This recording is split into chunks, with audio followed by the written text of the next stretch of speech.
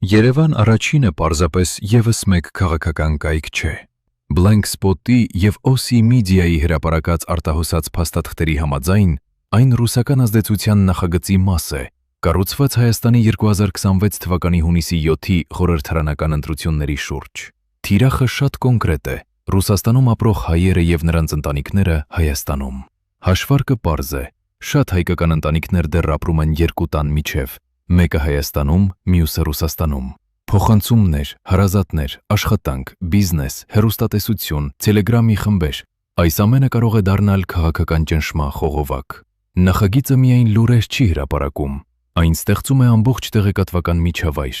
հոդվածներ, կարճ լուրեր, նկարներ, տեսանյութեր, Telegram, Facebook, VK, X, Zen և առանձին կայք։ Ուղերձը նույնն է՝ Հայաստանը անվտանգ է միայն Ռուսաստանի հետ, իսկ գործող իշխանությունը պետք է անձամբ վարկաբեկվի։